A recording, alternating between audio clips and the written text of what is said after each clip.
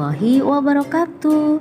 Berjumpa kembali dengan Bunda Aris.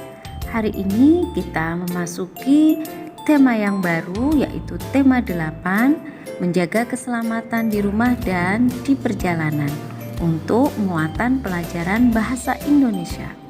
Semoga kalian tetap dalam keadaan sehat sehingga dapat menyaksikan video materi pembelajaran hari ini dengan tertib. Tujuan pembelajaran kita hari ini, yang pertama, kalian dapat membedakan tulisan yang menggunakan huruf kapital menggunakan tanda titik.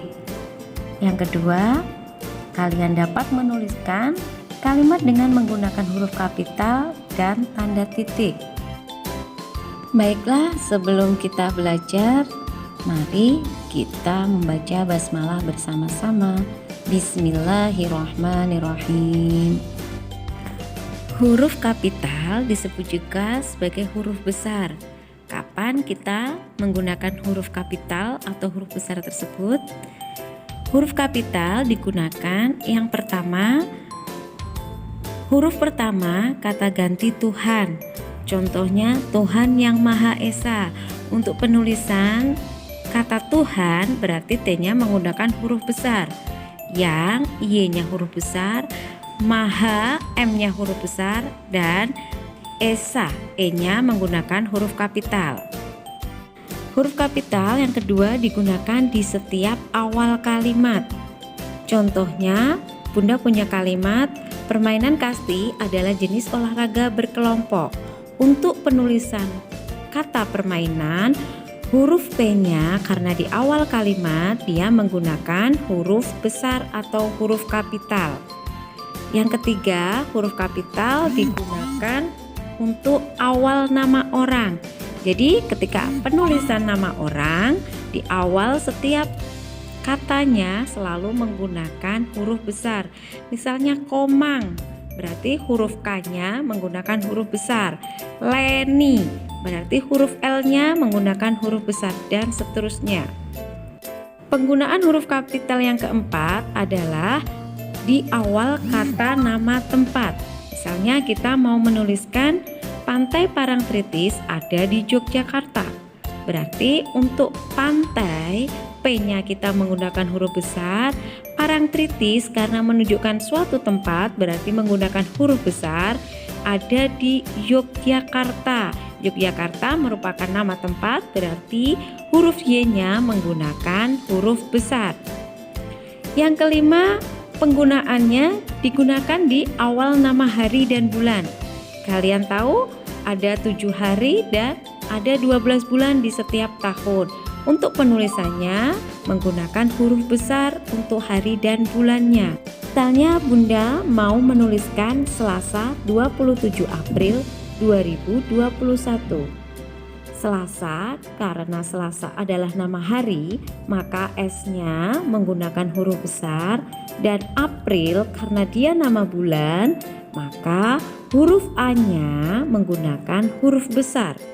Yang keenam, digunakan sebagai huruf pertama petikan langsung.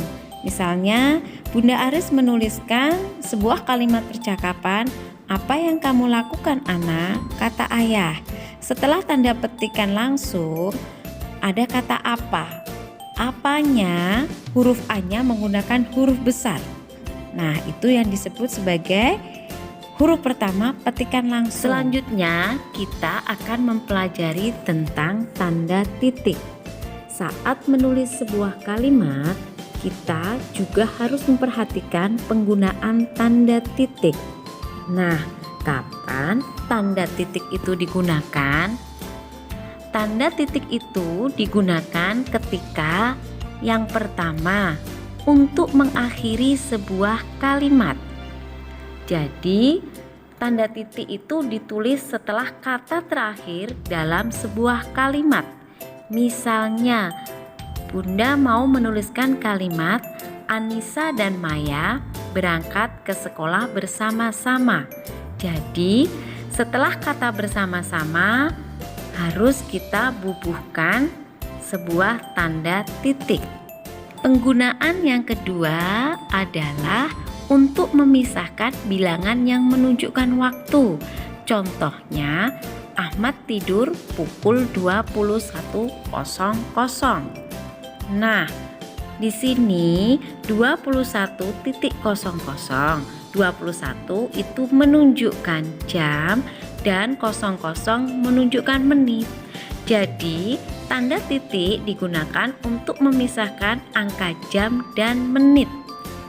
Yang ketiga, digunakan dalam singkatan nama orang. Contoh, Jalan A.W. Syahrani.